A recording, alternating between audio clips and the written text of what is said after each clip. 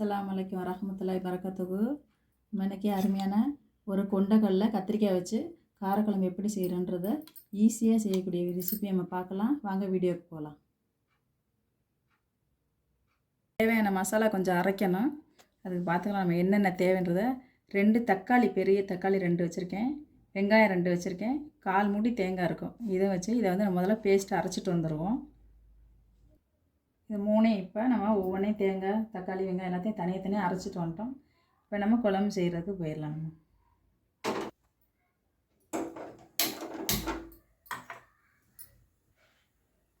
சட்டி சூடாயிருச்சு. இப்போ நம்ம ஒரு 2 டேபிள் ஸ்பூன் எண்ணெய் ஊற்றிக்கலாம். அதில் எண்ணெய் நல்லா காயட்டும்.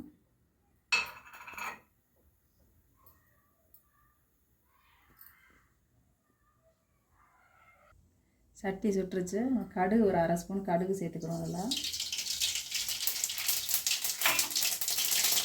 ஒரு 10 பல் பூண்டு இந்த மாதிரி ஒன்று முத்தமாக அரைச்சி வச்சுருக்கேன். இந்த 10 பல் பூண்டையும் அது கூட நம்ம சேர்த்துக்கிறோம்.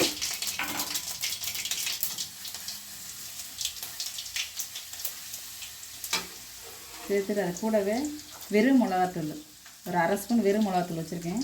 அதையும் அது கூட சேர்த்துக்கிறோம். மஞ்சத்தூள் ஒரு 1/4 ஸ்பூன் மஞ்சத்தூள் அது கூட சேர்த்துக்கிறோம். கருவேப்பிலை ஒரு 6 அதையும் அது கூட நம்ம சேர்த்து கொஞ்சம் லைட்டாக வதக்குவோம். அதுக்கிட்ட இது ஈஸியான குழம்பு தான். இது எல்லாத்தையும் வேக வச்சு எடுத்து வச்சுருக்கனால 10 நிமிஷத்தில் அந்த குழம்பு நம்ம ரெடி பண்ணிடலாம். அது கூட நம்ம இந்த அரைச்ச வெங்காய விழுதையும் நம்ம இதில் முதல்ல சேர்த்துக்கிறோம்.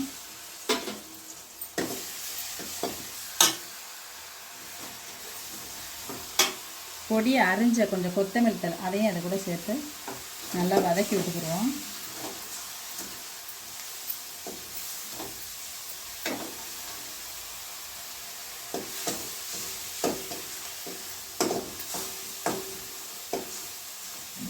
நல்லா வாசனை, பச்சை வாசனை போயிருச்சு. போனோடனே கத்திரிக்காய் ஒரு 4 கத்திரிக்காய் வெட்டி வச்சுருக்கேன். பச்சை மிளகா ஒரு 2 முழுசாக வாசனைக்காக 2 போட்டுக்கிறோம்.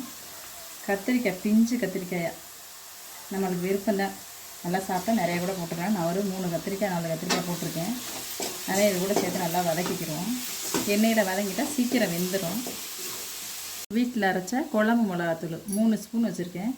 அதே அது கூட போட்டுருவோம். தக்காளி அரைச்ச தக்காளியும் அது கூட சேர்த்து ஊற்றிடுவோம். ஊற்றிட்டு தேவையான உப்பை கொஞ்சம் போட்டுருவோம். நம்ம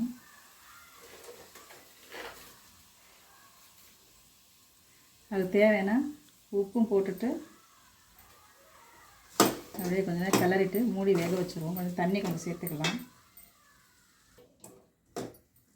இது கொஞ்சம் நேரம் வேகட்டும். அப்படியே அதனால் கொஞ்சம் தண்ணி ஊற்றி நம்ம மூடி போட்டு வேக வைப்போம். கொஞ்சம் நேரத்துக்கு ஒரு கிளாஸ் தண்ணி ஊற்றிக்கிறோம். அதில் கத்திரிக்காய் வேகட்டும். வெந்தவுடனே நம்ம சென்னாவை வேக வச்சு வச்சுருக்கேன். உப்பு போட்டு நைட்டு ஊற வச்சு 10 மணி நேரம் ஊற வச்சு வேக வச்சு வச்சுருக்கேன். அதையும் இது கூட அந்த கத்திரிக்காய் வெந்தவுடனே இது கூட சேர்த்துக்கிறோம். அது வரையும் கொஞ்சம் மூடி வச்சு அதை மூடி போட்டு ஒரு 5 நிமிஷம் வேகட்டும். கத்திரிக்காய் வெந்தவுடனே கொண்டக்கடலையும் அதில் சேர்த்துடலாம்.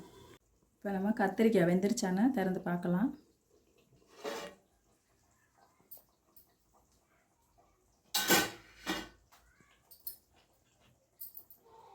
கத்திரிக்காய் சூப்பராக வெந்துருச்சு.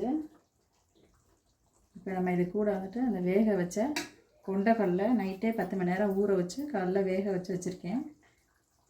உப்பு போட்டு வேக வச்சு அந்த தண்ணியோடு நம்ம அதை சேர்த்துக்கிறோம். நம்ம இதில்